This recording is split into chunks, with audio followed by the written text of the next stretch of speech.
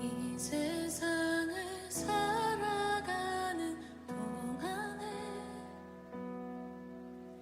나의 힘을 의지할 수 없으니 기도하고 낙심하지 말 것은 주께서 참 소망이 되심이라. 하나님의 꿈이 나의 비전이 되고 예수님의 성품이 나의 인격이 되고 성령님의 권능이 나의 능력이 되길 원하고 바라고 기도합니다.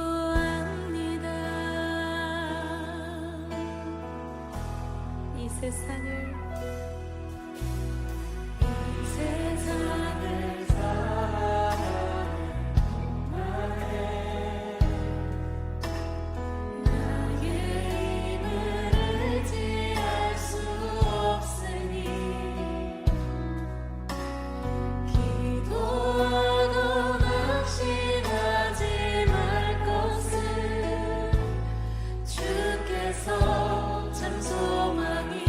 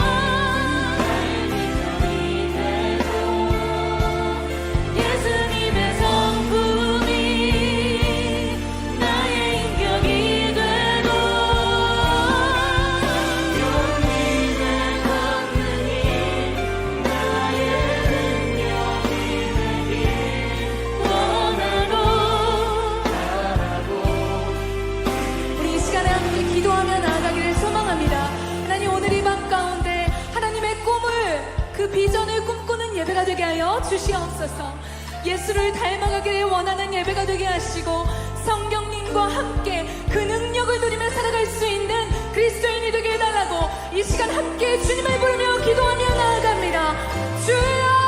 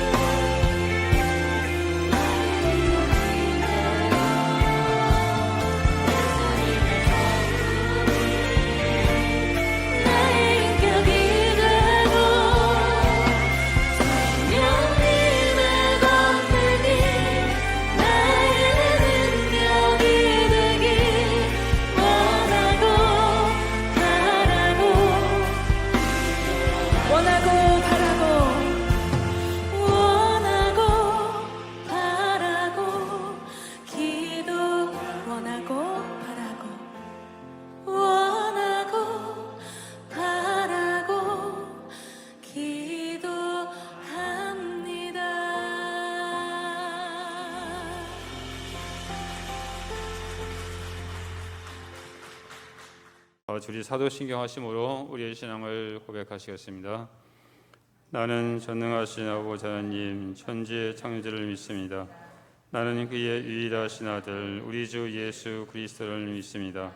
그는 성령으로 잉태되어 동정녀 마리에게서 나시고 본디오 빌라도에게 고난받아 십자가에 못 박혀 죽으시고 장사된 지 사흘 만에 죽은 자 가운데서 다시 살아나셨으며 하늘에 오르시어 전능하신 아버지 하나님 우편에 앉아 계시다가 거기로부터 살아있는 자와 죽은 자를 심판하러 오십니다.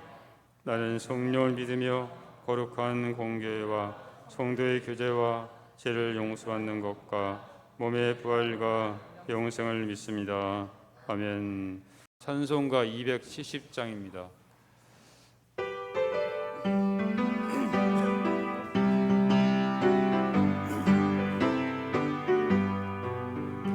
편찮은 주님의 사랑과 거룩한 보혈의 공로를 우리 다 찬양을 합시다. 주님을 만나볼 때까지 예수는 우리를 깨끗게 하시는 주시니 그의 피 도이게 하셨네. 우리를 깨끗게 함기는 무궁한 생명의 무리새 생명의 구원을 받은 자 하나님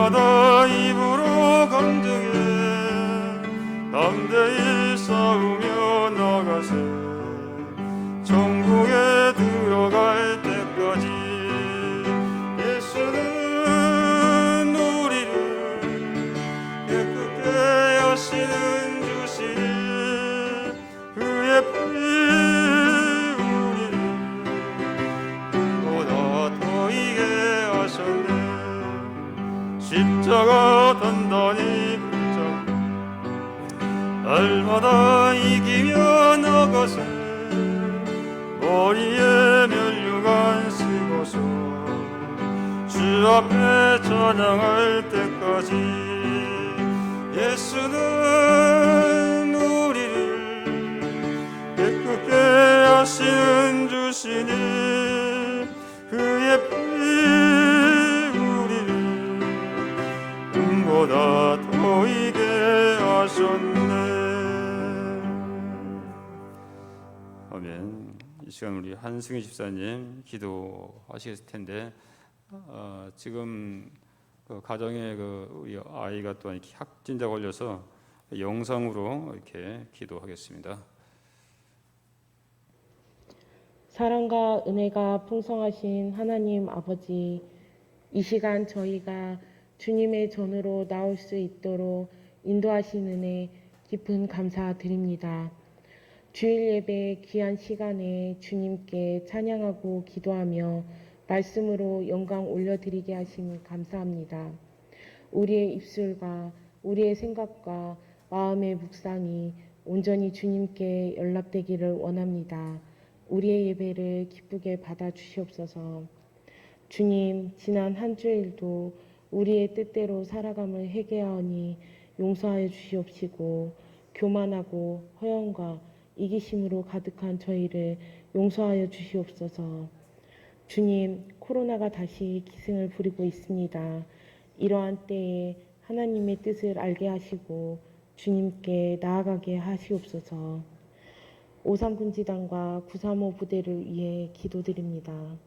무더운 날씨와 코로나로부터 주님 지켜봐 주시옵시고 또한 멀리 타국에 있는 한비 부대와도 함께 하셔서 해외에서 임무 수행 마치고 귀국할 때까지 함께 지켜봐 주시옵소서. 이 시간 주님의 말씀을 선포하시는 목사님을 도우셔서 우리를 향하신 하나님의 뜻을 바로 깨닫는 은혜의 시간이 되게 하여 주시옵소서. 또한 예배를 준비하며 수고하는 손길들을 기억하여 주시옵시고 예배의 모든 순간 주님 홀로 영광 받아 주시옵소서. 이 모든 말씀 예수님의 이름으로 기도드립니다.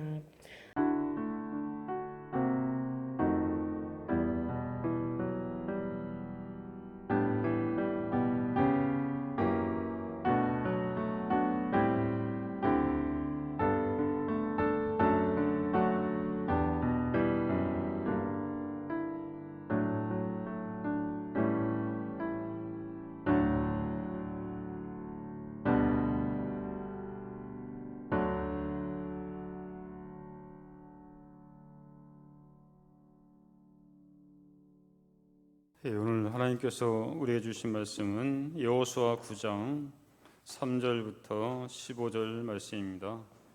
여호수아 9장 3절부터 15절 말씀입니다. 구약성경 332쪽에만 있을 겁니다. 자, 제가 먼저 한 절, 여러분 같이 한 절 이렇게 교독하겠습니다. 기브온 주민들이 여호수아가 여리고 아이의 행한 일을 듣고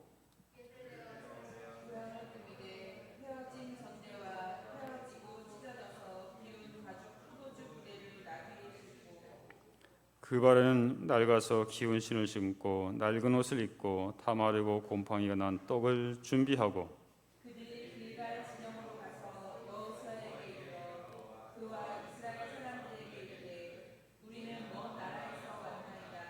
이제 우리와 조약을 맺읍시다 하니 이스라엘 사람들이 히 사람에게 이르되 너희가 우리 가운데 거주하는 듯하니 우리가 어떻게 너희와 조약을 맺을 수 있으랴 하나 그들이 여호수아에게 이르되 우리는 당신의 종들이니이다 하매 여호수아가 그들에게 묻되 너희는 누구며 어디서 왔느냐 하니 그들이 여호수아에게 대답하되 종들은 당신의 하나님 여호와의 이름으로 말미암아 심히 먼 나라에서 왔사오니 이는 우리가 그의 소문과 그가 애굽에서 행하신 모든 일을 들으며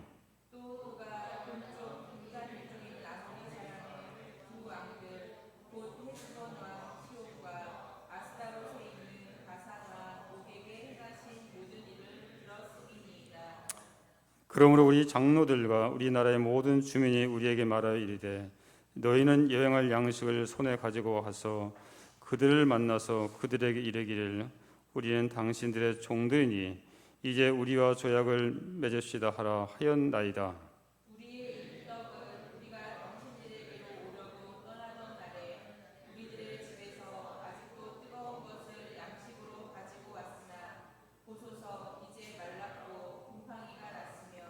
또 우리가 포도주를 담은 이 가죽 부대도 새 것이었으나 찢어지게 되었으며 우리의 이 옷과 신도 여행이 매우 길었으므로 낡아졌나이다 한지라.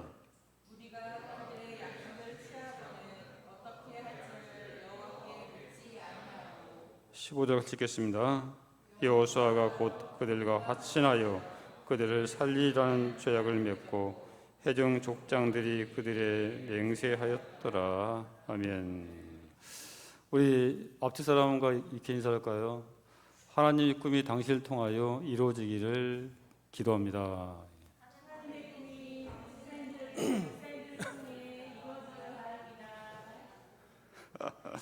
우리 형제들이 좀 쑥스러운데 하나님의 꿈이 여러분을 통해서 반드시 이루어질 줄 믿습니다.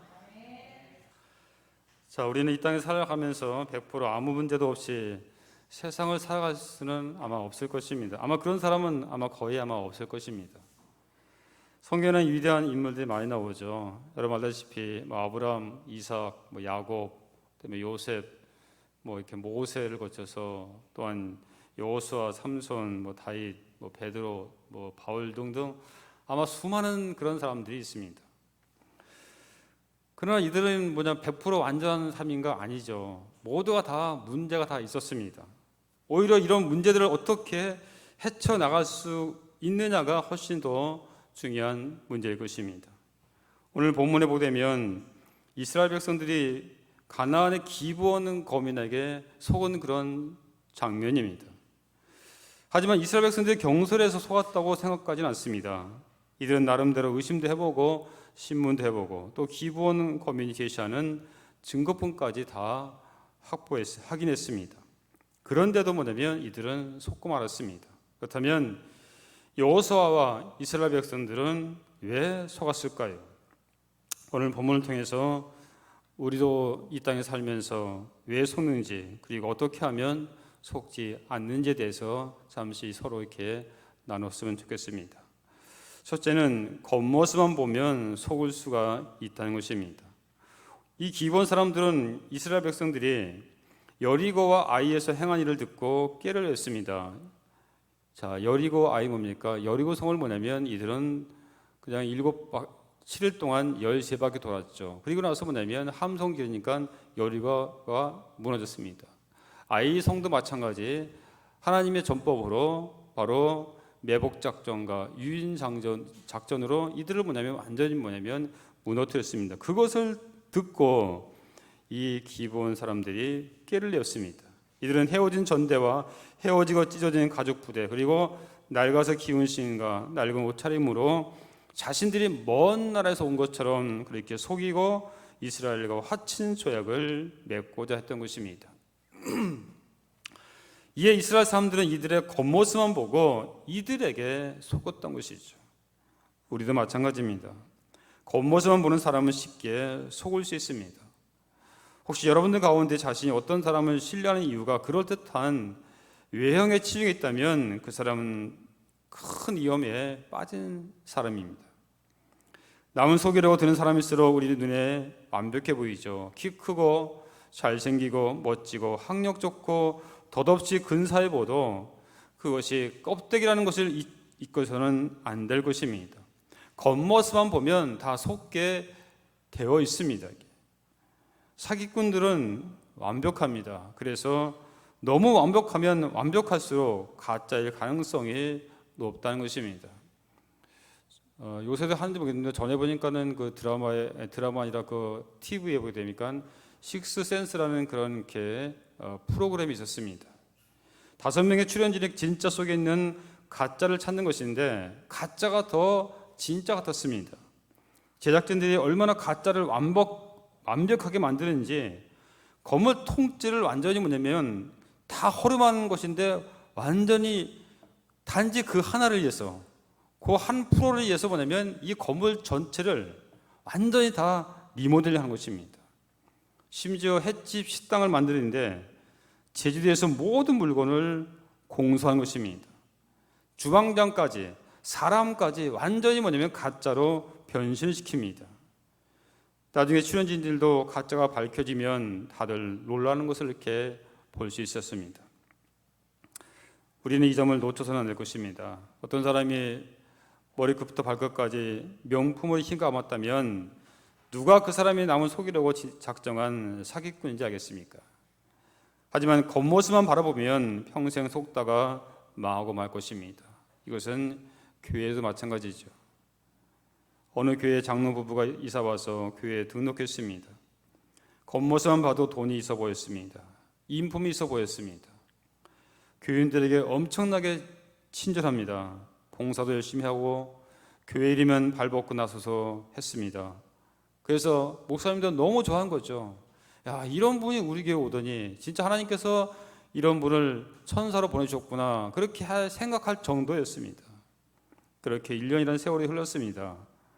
그러다가 그 장로님 부인이 어느 날 어느 지사님에게 급히 내가 돈이 필요하니 100만 원만 이렇게 빌려달라고 했습니다. 그러면서 이자를 내가 10%를 주겠다.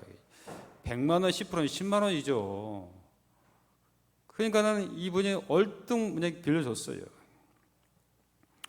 그리고 일주일이 지나고 나서 원금과 이자를 10만 원을 그대로 갚아줬습니다. 그러니까 뭐냐면 이게 믿게 되는 거예요. 그런데 돈을 빌리는 횟수가 점점점 많아지는 것입니다.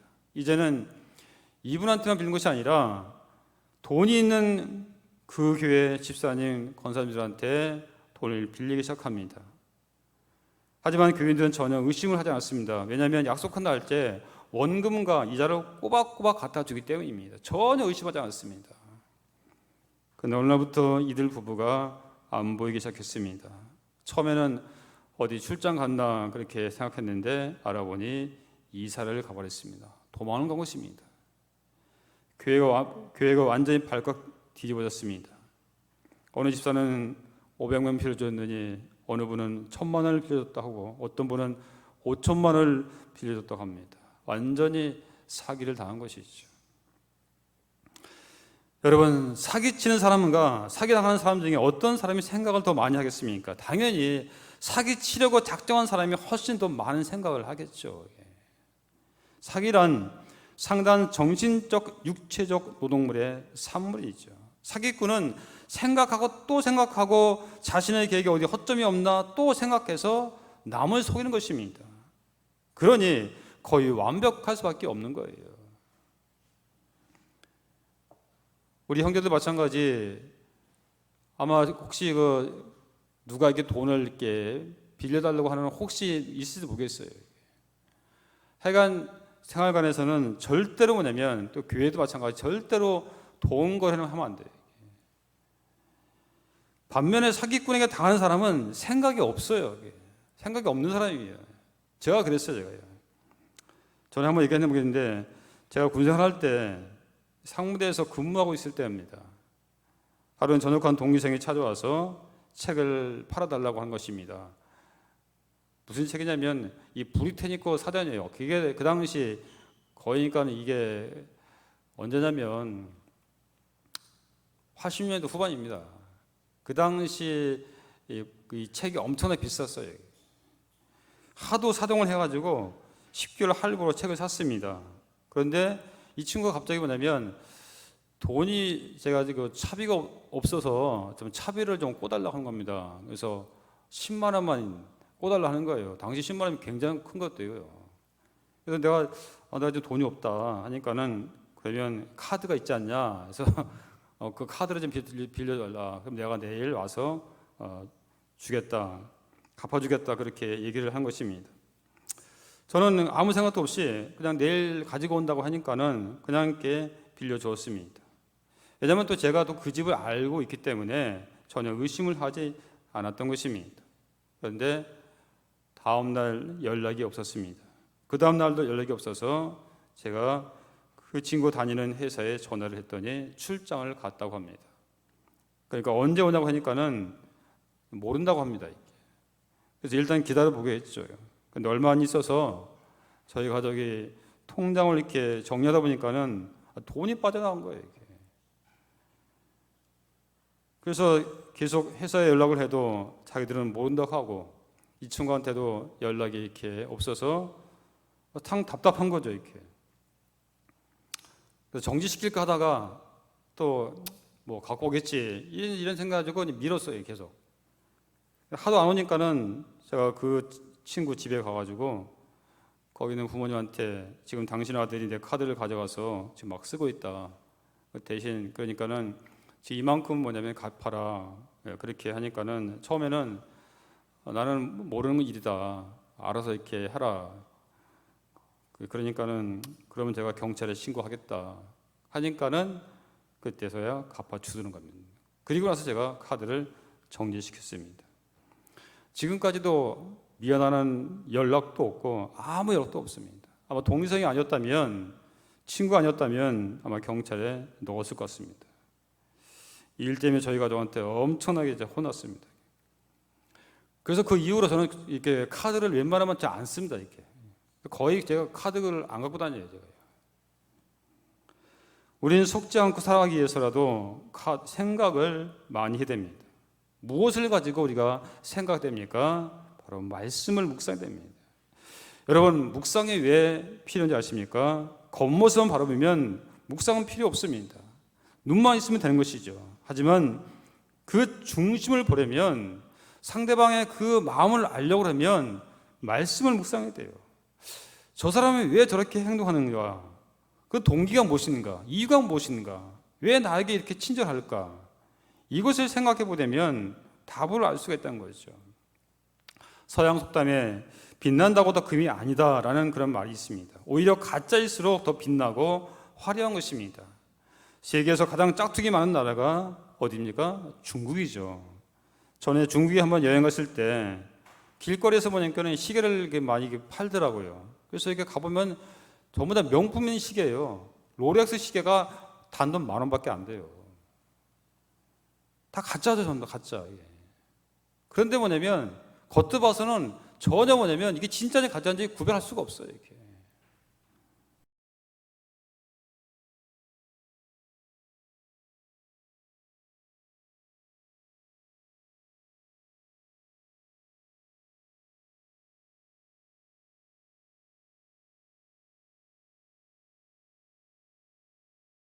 내가 이미 그를 버렸노라. 내가 보는 것은 사람과 같지 아니하니 사람은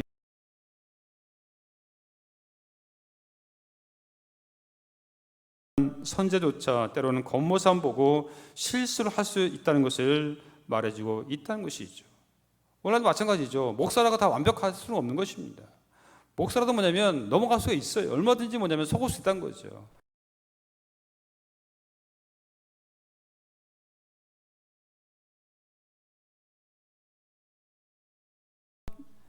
이 장로 안수집사들 많이 있다 이거죠.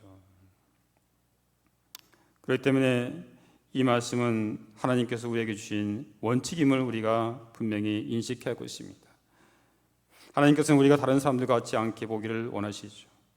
이러한 사실을 안다면 우리는 속지 않을 것입니다. 우리 모두는 겉모습이 아닌 하나님의 중심대로 우리가 이렇게 살아야 하는 그런 믿음의 눈을 가져야 할 것입니다. 두 번째, 기도하지 않으면 속는다는 것입니다. 자, 14절 한번 볼까요? 무리가 그들의 양식을 취하고는 어떻게 할지를 여호와께 묻지 아니하고 있습니다. 자, 속을 때 특징은 기도하지 않았다는 것입니다. 이스라엘 백성들이 아이성에서 왜 패배했습니까? 기도하지 않았기 때문입니다. 얼마 되지도 않았어요, 이렇게. 얼마 되지 않는데 또 다시 뭐냐면 이런 상황이 되니까 또 실패를 되풀이하는 것을 볼 수 있죠. 이렇게. 여호수아 같은 지도자도 기도하지 않는 죄를 범했던 거죠. 기도는 저절로 되는 것이 아닙니다. 기도를 안 하는 것은 간단합니다. 가만히 있으면 돼요. 힘들고 애쓰지 않아도 되는 것이죠. 그렇기 때문에 기도는 방심해서는 안 되는 것입니다. 열심히 힘쓰고 애써서 집중해야 기도하는 사람으로 설 수가 있는 것입니다. 그렇다면 여호수아는 왜 기도를 하지 않았을까요? 사실 우리는 자신이 조금은 벅찬 상대를 만났을 때는 하나님께 간절히 매달리죠. 이스라엘 백성들은 큰 여리고성을 만났을 때는 하나님 말씀에 순종하며 기도했습니다. 하지만 아이성을 만났을 때는 기도하지 않고 방심함으로 실패를 했던 것이죠. 이 기본 사람도 마찬가지입니다. 보니까 별별 예수 보이고 먼 곳으로부터 종이 되고자 화친하러 왔다는 그들을 보고 여호수아는 뭐냐면 긴장이 풀렸어요. 더욱이 우쭐대는 마음까지 생겼단 거죠. 자, 여기 보면 8절에 우리는 당신의 종들이니이다 했습니다. 우리는 당신의 종들이니이다. 분명히 하나님께서는 이스라엘 백성들에게 너희는 절대로 가나안 사람들과 화친을 맺지 말라고 분명히 말씀입니다. 조약을 맺지 말라고 했지요. 그럼에도 불구하고 우리는 당신의 종입니다. 이렇게 하다 보니까는 이게 우쭐한 마음이 생겼던 거죠. 이렇게. 그런 마음으로 하나님 앞에 기도하지 않고 내린 결정으로 이스라엘 백성들은 결국 낭패를 본 것입니다. 사랑하는 여러분, 큰 문제를 놓고 기도하는 것은 누구나 할 수 있습니다. 예를 들어서 자신의 인생에 있어서 매우 중요한 문제가 걸려 있거나 자기의 목숨이 걸려 있다면 그때는 누구나 기도하게 되어 있습니다. 다급하니까요. 벼랑 끝에 몰려 있으니까 누구나 다 그렇게 그냥 기도해요. 하지만 흔히 작은 문제에 대해서는 기도하지 않아요. 이렇게. 이까짓 거야. 이것도 하나님 들어주실까? 이 정도. 이거는 뭐 내가 해야 되겠지. 다 그렇게 생각한다는 거죠. 더욱이 자신의 인생 가운데 장미꽃이 만발하고 모든 일이 잘 풀릴 때, 잘 나갈 때 기도하기 쉽지 않죠. 대부분이 넘어진 사람 뭡니까? 잘 나갈 때. 그래서 뭐냐면 사도 바울도 잘 나갈 때 조심하라고 이렇게 했잖아요. 이렇게. 근데 우리는 잘 나갈 때, 일이 잘 풀릴 때 진급도 일자 차차 되지, 뭐도 잘 되지. 그러니까는 별로 이렇게 마음의 평안도 하죠. 그러니까는 기도 안 해요. 이렇게. 그때부터만 교회도 이제 등한시하고 봉사도 이제 등한시하고 점점 이렇게 멀어져 가고 있다는 거죠. 그래서 무너지게 된 것이죠. 자, 그럼 언제 기도해야 됩니까? 자신이 평탄한 가운데 있을 때 기도됩니다. 그리고 잘 나갈 때도 당연히 기도되겠죠. 내 눈으로 볼 때 확실한 때라도 기도됩니다. 이건 분명히 돼. 그럴 때에도 뭐냐면 기도를 해야 되는 것이죠. 그런데 우리는 보통 확실하면 기도하지 않습니다. 우리가 알다시피 사울왕은 처음에는 겸손했습니다. 그러다가 한 번 승리하니까는 그 다음부터는 교만한 마음이 들어서 자기 마음대로 했습니다. 전장에서 분리할 때는 하나님을 찾고 다시 전세가 역전되면 기도한 것도 취소하고 하나님에 대한 그의 열정은 상황에 따라서 완전히 변하는 것을 볼 수 있습니다.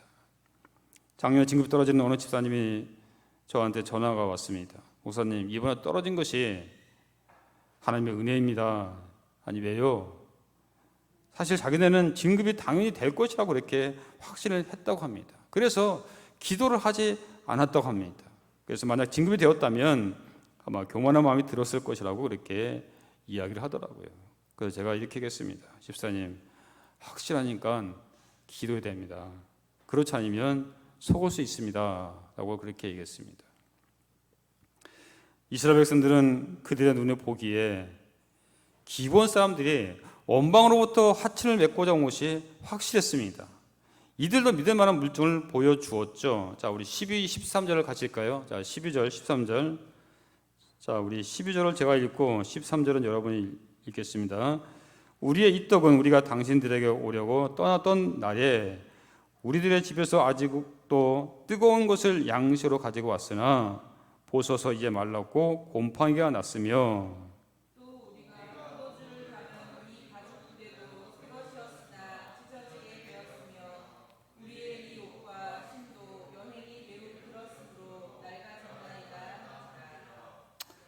그렇습니다. 여러분, 우리의 삶 속에 우리의 마음 가운데 이것은 기도가 필요 없을 정도로 확실하다는 것이 있습니까? 있다면 그것을 놓고 기도해야 됩니다. 그렇지 않으면 넘어질 수밖에 없다는 거죠. 기도를 하지 않으면 넘어질 수밖에 없어요. 결혼한 사람들 중에 상대가 확실하다고 느끼지 않는 사람은 거의 없지요. 확실하니까 결혼을 한 것이 아닙니까? 우리 모두 다 그렇지 않습니까? 다 확실하니까 다 결혼을 한 것이 아닙니까? 이게. 그래서 서로의 확실히 사랑이 확실하고 서로의 열정이 식을 수 없다고 그렇게 이야기합니다. 하지만 막상 결혼했는데 오늘날 보면 이혼하는 가정, 깨어지는 가정이 얼마나 많이 있습니까? 돌다리도 두들겨 보고 건너라는 말이 있습니다. 우리 무조건 기도하고 나가야 됩니다. 어떤 문제가 있을 때 일단은 먼저 기도돼요. 하다못해 여러분들 승용차를 타고 갈 때도 마찬가지 기도하고 먹는 것 마찬가지겠죠. 걸어갈 때도 그렇고. 그러니까 항상 먼저 아침에 일어나자마자 먼저 기도해야 돼요. 뭘 하든지 항상. 이게 습관이 돼요. 습관이 돼요. 그래서 저는 항상 아침 일어날 때 무조건 제가 침상에 침상 내려오기 전에 기도하고 차만 탔다면 무조건 기도하고 뭐 교회 와서도 마찬가지고 항상 무슨 일을 하는 게 습관이 돼요. 이게. 그래서 기도하고 또 기도하고 또 기도할 때 그때 주님께서 확신을 주시는 것입니다. 주님께서 이끌어 주시는 길을 걸어갈 때만이 넘어지지 않고 그 길을 갈 수가 있는 것입니다. 작은 것일수록 주님의 뜻을 구할 때 우리는 실수를 줄이고 하나님의 지혜로 우리가 갈 수 있다는 거죠. 마지막 세 번째는 약속을 중요시 여겨야 한다는 것입니다. 자, 오늘 이걸 읽지 않았지만은 19절 보겠습니다. 모든 족장이 온 회중이 이르되 우리가 이스라엘의 하나님 여호와로 그들에게 맹세하였은즉 이제 그들을 건드리지 못하리라 했습니다. 자, 여호수아는 기브온 사람들과 화친을 맺어서 그들을 진멸하지 않기로 약속했습니다. 하지만 3일이 지났어야 여호수아는 속은 것을 알게 됩니다. 그래서 백성들의 원망을 받습니다. 이에 대해 여호수아와 족장들은 잘못에 대해 구차하게 변명하거나 남의 탓으로 돌리지 않았습니다. 솔직하게 잘못을 시인하고 이미 맺은 약속은 소녀가 되어도 지키는 것이 하나님의 뜻이라고 백성들을 설득했습니다. 자기가 한 말에 책임을 진 것이죠. 지도자도 때로는 실수를 할 수가 있습니다. 하지만 그럴 때 자신의 실수를 인정하고 지혜를 구하면 모든 것이 합력하여 서로를 이루도록 하시는 하나님을 경험할 수가 있는 것이죠. 더군다나 다음 주에 말씀드리겠지만 10장 5절부 되면 기브온 사람들이 이익에 처하자 이들이 여호수아에게 도와달라고 부탁합니다. 이에 여호수아는 이들을 돕기 위해서 군대를 보내죠. 이들과 맺은 화친에 대해 끝까지 책임지기로 한 것입니다. 하나님 나라에서 약속은 매우 중요한 것입니다. 하나님께서는 우리가 약속을 지키는 자가 되기를 원하십니다. 잘못된 약속이라 해도 그 약속을 지켜야 한다고 강조할 정도이죠. 우리는 약속의 백성들입니다. 그런데 우리 한국 사람들은 대부분 이 약속 개념이 너무나 희박하다는 것이죠. 범죄 중에 범죄가 약속을 어기는 사실을 우리는 모르고 있습니다. 그냥 이 정도 그냥 대수롭게 지나치는 게 너무 많아요. 이렇게. 지각하는 것도 범죄 행위입니다. 그렇다면 예배에 지각하는 것은 얼마나 큰 죄가 되겠습니까? 또한 직분을 소홀히 여기는 것도 범죄죠. 직분을 주시는 것도 사명을 주시는 것도 은사를 주시는 것도 하나님이 주신 것이라고 고린도전서 12장에 분명히 말씀해 주고 있습니다. 그렇다면 이것은 하나님과의 약속이요 언약인 것입니다. 하나님께서 우리에게 장로 직분, 안수집사 직분, 권사 직분 이거는 교회에서 목사가 준 것이 아니라 하나님이 주신 거예요. 그러면 그것을 정말로 귀중하게 여길 텐데 그게 너무 소홀히 여긴다는 거죠. 그렇기 때문에 내가 싫다고 그만두고 내가 좋다고 하는 것이 아닙니다. 하나님과의 약속이기 때문에 하는 것이죠. 에스겔서 17장 16절에 나 주 여호와가 말하노라 내가 나의 삶을 두고 맹세하노니 바벨론 왕이 그를 왕으로 세웠거늘 그가 맹세를 업신여겨 언약을 배반하였은즉 그 왕에 거하는 곳 바벨론 중에서 왕과 함께 있다가 죽을 것이라. 하나님께서는 언약을 배반하는 사람은 죽음으로 척결하신다는 것입니다. 또한 시편 15편에 여호와의 주의 장막에 머무를 자 누구 오며 주의 성산에 사는 자 누구 오니까 그의 눈은 망령된 자를 멸시하며 여호와를 두려워하는 자들을 존대하며 그의 마음에 서운한 것은 해로울지라도 변하지 아니하며 했습니다. 결국 다윗은 누가 여호와 앞에 설 수 있다고 말하고 있습니까? 약속한 것은 비록 해가 될지라도 깨트리지 않고 지키는 자를 하나님께서 인정하신다는 것입니다. 그럴 때 하나님께서는 실수조차도 선으로 바꾸신다는 것이죠. 사무엘의 21장에 보면 3년 연속으로 이스라엘에 기근이 온 적이 있었습니다. 이에 다윗은 기근의 원인이 무엇인지 하나님께 기도했습니다. 그때 하나님께서는 이는 사울과 피를 흘린 그 집을 인함이니 저가 기브온 사람들을 죽였다라고 이렇게 하나님께서 말씀했습니다. 자, 기브온은 이스라엘 민족이 아니었지만은 오늘 본문에서 이스라엘 백성들이 그들을 살려주겠다고 맹세했는데 불구하고 이 사울은 기브온 사람들 죽이는데 열심했던 것입니다. 하나님께서는 그 약속을 지키지 않는 이스라엘에게 사울과 사울의 가정에 징계를 내리실 만큼 약속을 소중히 여기신다는 것을 말씀해 주고 있습니다. 더욱이 하나님은 택한 백성 이스라엘뿐만 아니라 이방 백성들까지도 이 약속을 지키시기를 원했습니다. 반대로 생각하게 되면 이 기본 사람들은 참으로 충직한 민족이었습니다. 이들은 원래 남방의 휘 족속이었죠. 사사시에 들어오면서 이스라엘 백성이 상당히 약해졌습니다.